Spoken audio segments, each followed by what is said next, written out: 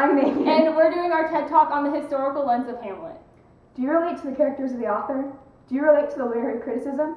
This work appeals to us because we both like theater and history, and researching this play has given us new insight as to why this play and many other famous plays of the time may have been written. The historical or biographical lens says that the very existence of that text and its culture changes the culture that it reflects, and that traditional history is usually told by those in power. Historicism often seeks to situate a work of art in a larger context, and not to regard it like other lenses do. I would hope that most of you would know the plot of Hamlet by now, but if you have forgotten, here's a brief summary of the play. Hamlet's mother has remarried his uncle Claudius. Hamlet meets the ghost of his late father and finds out that his father is actually murdered by his uncle. Hamlet sets out to try and prove that Claudius has killed King Hamlet and to also kill him to get revenge for his father. Along the way, Hamlet accidentally kills Polonius, the father of his lover Ophelia.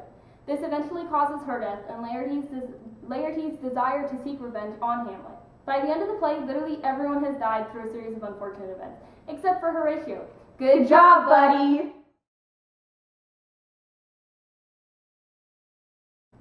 The first source that we have is by Harold Bloom and is called The Background to Hamlet.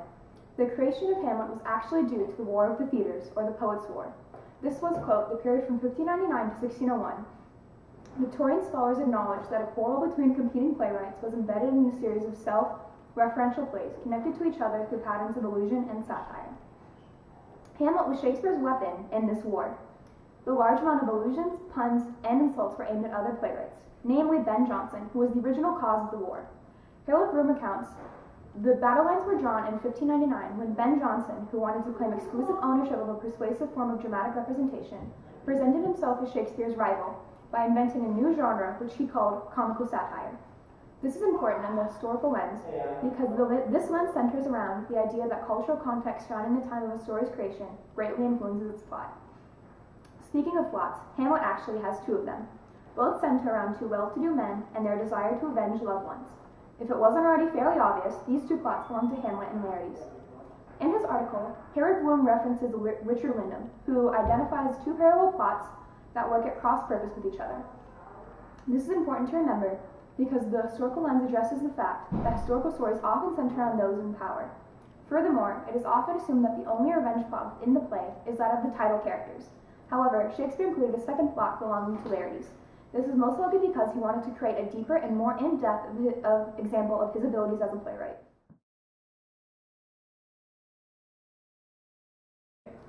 The second source we analyzed was Hamlet, Modern Criticism and Critical Controversies, written by Joseph Rosenblum.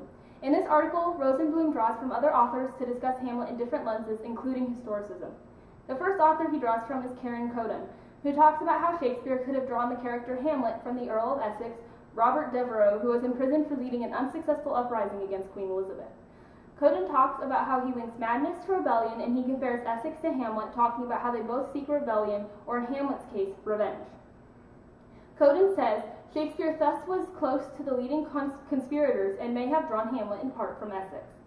Coden also talks about how thwarted political ambitions can begin to cause madness for Hamlet. Hamlet was next in line for the throne until he was passed, and the title and power were given to his uncle. Hamlet wanting to seek revenge on his uncle could also be in part of Hamlet wanting to gain his power. Another author that Rosenblum looks at is Francis Barker. Barker talks about how the first literary character to have interiority is Hamlet. Interiority is the inner character or nature of someone. Barker also says Shakespeare broke with the Renaissance view that the external is all. Shakespeare broke Elizabethan time standards when he introduced Hamlet. The last thing of Barker's that Rosenblum looks at is how Hamlet's character evolves in the storyline. At the beginning of the play, Hamlet knows what he needs to do and he looks for ways to get it done. He makes his own path and follows his own beliefs. Although, according to Barker, in Act 5, Hamlet reverts to being a conventional Elizabethan hero who does not challenge societal values and beliefs in a providential universe, although in the first 4 acts he had done so. By referring to other sources, Rosenblum is putting Hamlet into its larger context to better understand the play.